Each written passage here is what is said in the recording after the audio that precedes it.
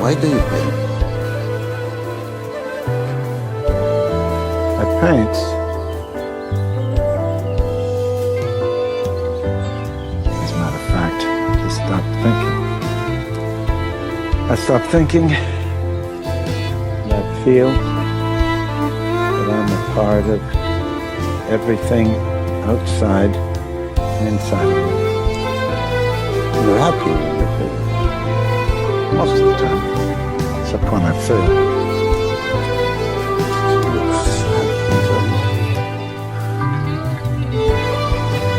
There's a lot of destruction and failure at the door of a successful picture. I find joy in sorrow, and sorrow is greater than laughter. You know, an angel is not far from those who are sad.